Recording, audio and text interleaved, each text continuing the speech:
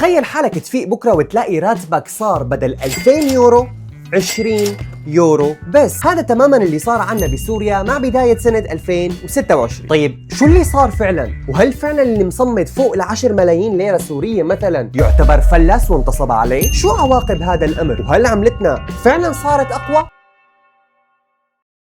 السلام عليكم ويا مرحبا بكم بقناة إبراهيم جابر. موضوع الساحة اليوم العملة السورية. يا إلهي شو الناس عم يختلفوا بين مؤيد ومعارض لهالفكرة. ليش قاموا صفرين؟ شو صار فينا؟ انتصب علينا وكتير حكي تاني. طب شو اللي صار فعلا؟ رح نحكي كل شيء بهذا الفيديو مع شرح دقيق ومفصل. بعد سنة من سقوط النظام البائد في سوريا، قررت الحكومة السورية أنها تغير شيء بالعملة الحالية. يتم الآن الكشف الرسمي عن العملة، لأنه فعليا العملة الحالية كان وضعها لا يطاق. أنا كمغترب لما أنزل على الشام أكثر شيء يعذبني عد المصاري، إذا بدي صرف 100 يورو يعطوني فوق المليون، كلنا صرنا مليونيرية. فالحكومة السورية الحالية قررت أنها تشيل صفرين من هي العملة. طيب ركز معي فتنا بالجد، رح أشرح لكم شو معنات هذا الكلام ولكن من نظرة مواطن سوري طبيعي. لست خبير اقتصادي ولكن رح أشرح لكم كيف أنا فهمتها وكيف لازم أنتم تفهموها لحتى تقدروا تتداولوا الموضوع. ببساطة شديدة بدك تعتبر أنت عندك دولتين منفصلتين عن بعض، دولة النظام الأسدي البائد والدولة السورية الحالية. دولة النظام الأسدي البائد عندها عملة سورية مستقلة تقدر ب 13500 ليرة تقريبا لليورو الواحد، يعني راتب المواطن السوري الطبيعي هلا حاليا المتوسط تقريبا 1.5 مليون ليرة مثلا. عم نضرب أمثلة. اجت الحكومة السورية الجديدة بدولتها الجديدة المستقلة، ننسى هذيك الدولة شوي، قالت احنا بدنا نخترع عملة جديدة تماما،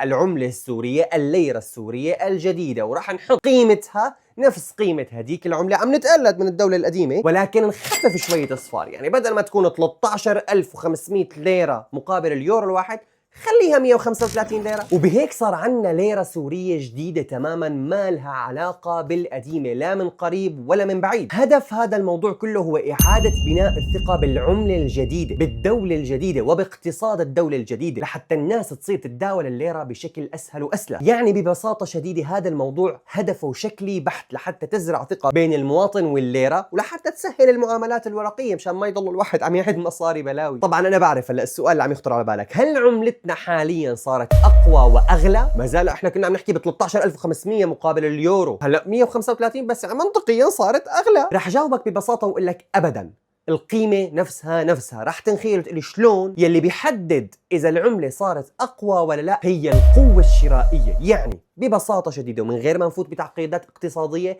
إحنا عم نحكي عن راتب المواطن تقريبا 1.5 مليون ليرة، وصندويشة الشاورما اللي إحنا كلياتنا بنحب نضرب المثل فيها 20,000 ليرة. معناتها المواطن اللي عم يقبض 1,500,000 ليرة عم يدفع 20,000 ليرة من راتبه مقابل هي الصندويشة. طبعا راتب المواطن تقريبا يعادل 130 يورو وصندويشة الشاورما تقريبا تعادل يورو ونص. طيب احنا مسكنا وحذفنا صفرين. راتب المواطن اللي قدره 1,500,000 امنا منه صفرين، صفي 15,000. رح تنصدموا لي انا فلست 15,000 ليرة شلون؟ ما هو الصندويشة الشاورما كمان امنا منها صفرين، صفيت 200 ليرة. انت راتبك اللي قدره 15,000 ليرة ما دفعت منه 20,000 ليرة، صرت عم تدفع منه 200 ليرة فقط. طيب نحكي على اليورو، 200 ليرة قديش على اليورو؟ يورو ونص. 15,000 ليرة قديش على اليورو؟ تقريبا 130 يورو. معناها احنا عم نشتغل بنفس السيتويشن، بنفس الظروف، بنفس الحالة. قوتك الشرائية ما زادت. يعني حاليا انا لما اقبض 15,000 ليرة قوتي الشرائية نفسها الأغراض اللي كنت جيبه من قبل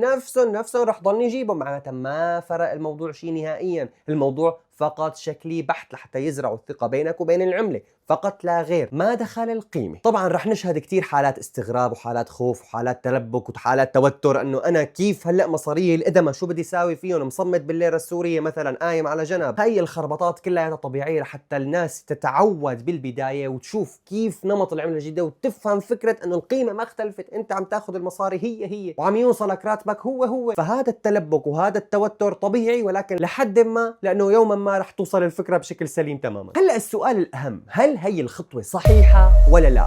هل عواقبها إيجابية فعلا ولا مضرة؟ هذا شيء ما فيه لا أبيض ولا أسود، هذا حسب الحالة وتصرفات الحكومة بعد هذا القرار. لأنه في عنا أمثلة كتير مثل تركيا بال 2005 وقت قاموا 6 صفار مو صفرين، يعني كنا نقول بدل 1,000,000 ليرة تركي ليرة واحدة فقط. شو كان عواقبها؟ عواقبها تحسن اقتصادي، تحسين الثقة بهي العملة. طب ليش؟ لأنه كان في بعدها قرارات اقتصادية سريعة. يعني ببساطة الحكومة ما قامت الصفار واستنت، لا، في إلها عمل معين اقتصادي بحت ما حاحكي فيه لانه انا مالي اختصاصي هذا الموضوع، ولكن لازم الحكومه تتخذ قرارات اقتصاديه صارمه لحتى تضبط الموضوع وما يصير فيها مثل فنزويلا وقت قاموا الصفار، وصار بعد ما قاموا الصفار صار في تضخم 10 أدبال، وصار بدل الأصفار اللي كانوا 20 دبل من هدول الأصفار، فكانت تجربة جدا فاشلة. فالموضوع حمال على الوجهين، إما إيجابي جدا وإما سلبي جدا. لازم الحكومة بعد هذا القرار يكون في قرارات اقتصادية محكمة حكيمة ومدروسة. أما بالنسبة إلي رأيي الشخصي كمواطن سوري طبيعي جدا، مالي خبير اقتصادي نهائيا وما حأعطيك أي أبعاد اقتصادية تانية، أنا شخصيا كتير فرحت بهذا القرار لأنه فعليا بيسهل لي التعاملات بالأمور الورقية بالعملة السورية، خصوصا كشخص مغترب أنا عم أنزل على البلد متعود على أرقام صغيرة مثلا 20 يورو 10 يورو، فجأة فوت ب50,000 100,000 300,000، شيء صعب جدا للتعود. هي واحد. اثنين، صار الموضوع يعني عم يورجيني أمور ولو كانت شكلية إنه في تغييرات للأحسن.